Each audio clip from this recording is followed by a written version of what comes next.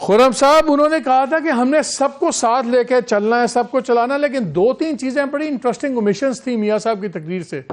ایک، سب کا خیال تھا کہ الیکشن کی بات کریں گے، پیپلز پارٹی ہلکان ہوتی جا رہی ہے الیکشن مانگ مانگ کے، انہوں نے ایک باری بھی نہیں کہا کہ آپ الیکشن کی امیجیٹلی ڈیٹ اناؤنس کریں۔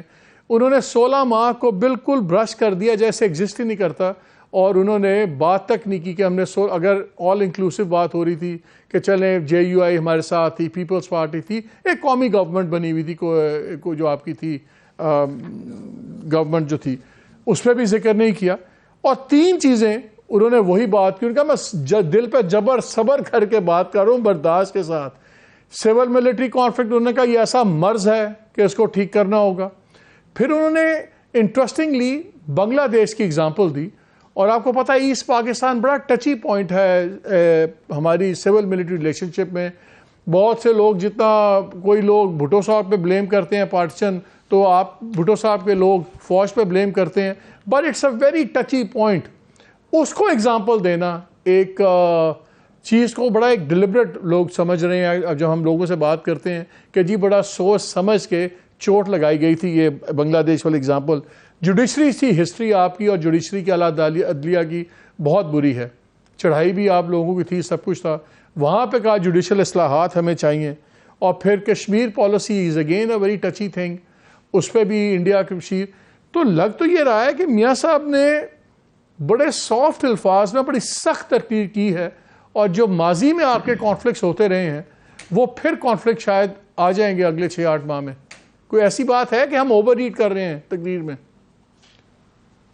میں شکر گزار ہوں کہ آپ نے خود جواب دے دیا مالک صاحب، کہ جو لوگ کہتے تھے کہ جی نواز شریف تو کمپرومائز ہو گیا ہے، وہ تو بالکل بیٹھ گیا ہے۔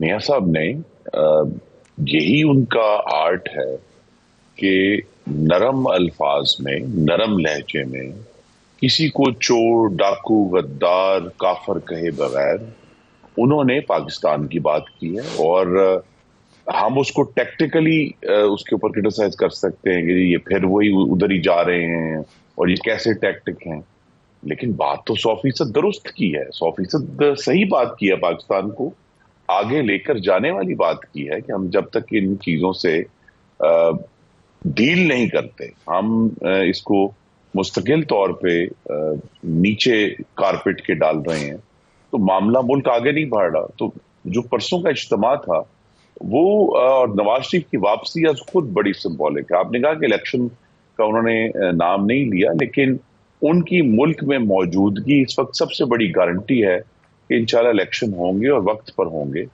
جیسے ہی حلقہ بندیوں کا فیصلہ ہو جاتا ہے تو 54 دن کے بعد جو ان کا وقت چاہیے الیکشن کمیشن کو، اس کے بعد انشاءاللہ الیکشن ہو جائیں گے۔ تو ان کی موجودگی اٹ سیلف الیکشن کی گارنٹی ہے۔ اور جو انہوں نے ساری باتیں کی ہیں جس کی طرف آپ نے توجہ دلائی ہے، مثلا ایک اور جملہ جو آپ نے نہیں سنایا، انہوں نے یہ بھی کہا کہ اب جو کھلواڑ ملک کے ساتھ ہے عوام اس کو روکیں۔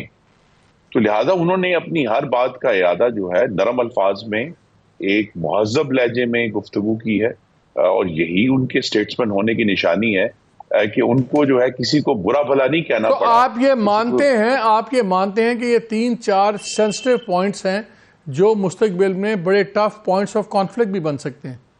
نہیں، میں کچھ نہیں مان رہا، میں صرف آپ کے توسط سے آپ کے ناظرین سے یہ درخواست کر رہا ہوں کہ وہ اس تقریر کو دوبارہ سنیں اور غور سے سنیں۔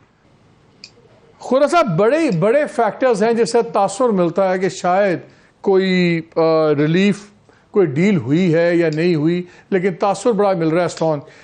پہلے ہم نے سنا کہ جی میاں صاحب تب تک نہیں آئیں گے جب تک عمران خان کی گورنمنٹ ہوگی، پھر گورنمنٹ گر گئی، پھر ان کا یہ ہوا کہ جی وہ تب آئیں گے جب عمر صاحب بندیال صاحب چیف جسٹس نہیں رہیں گے، ان کو خطرہ ہے کہ میرے خلاف کیسز ہوں گے، سب کچھ چلے وہ چلے گئے، پھر ایک جج آ گئے، اپنے چیف جسٹس صاحب فائزی صاحب بن گئے، اس کے بعد وہ آتے ہیں۔ لیکن کچھ ایسے ایونٹس ہوئے جس سے یہ کافی امپریشن اسٹرینتھ لیا، جب ان کو سی آف کیا ہائی کمشنر ٹو یو کے نے، ان کو لنڈن میں سی آف کیا، اس وقت تک تو ان کا لیگل سٹیٹس وہی تھا، کانوکٹ بھی تھے، ایبسکانڈنگ بھی تھے، اور ریزنز ابھی ہم چھوڑ دیتے ہیں، لیکن یہ ایک لیگل سٹیٹس تھا۔ سو بڑے لوگوں کی اس پہ ذرا ہوا کہ کیسے ہوا۔ پھر ان کو بہت بڑی ریلیف گئی جس طرح ان کو پروٹیکٹیو بیل مل گئی، وہ ہے. اب کل ان کا کیس ہے, اب بہت سارے لوگ ایکسپیکٹ کر رہے ہیں کہ شاید کل سینٹینس بھی سسپینڈ ہو جائیں گے. پھر مجھے یاد ہے جب عمران خان صاحب کا بایو میٹرک ہوا تھا گاڑی میں بیٹھے ہوئے, تو بہت لیدے آپ کی پارٹی نے کی تھی, لیکن میاں صاحب کا بایو میٹرک ٹیم نے جا کے ایئرپورٹ پہ کر دیا. اب وہ کہہ رہے ہیں کہ ساری پروسیجرل چیزیں ہیں, مسئلہ کوئی نہیں ہوتا.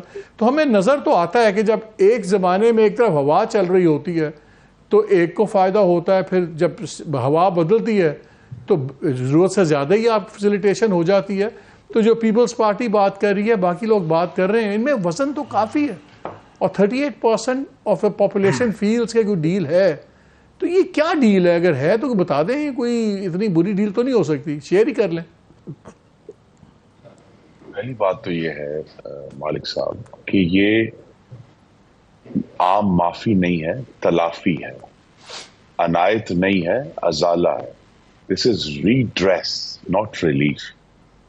یہ سب لوگ جو آج اعتراض کر رہے ہیں, ان میں سے قاہرہ صاحب جیسے تو میرے بھائی ہیں جنہوں نے اس وقت بھی جو نواز شریف کے ساتھ ناانصافی ہوئی 2017 میں اور اس کے بعد اس پر آواز اٹھائی تھی, لیکن بہت سارے وہی ہیں جنہوں نے اس وقت بھی ٹھٹا اڑایا تھا, آج بھی وہ ٹھٹا اڑا رہے ہیں.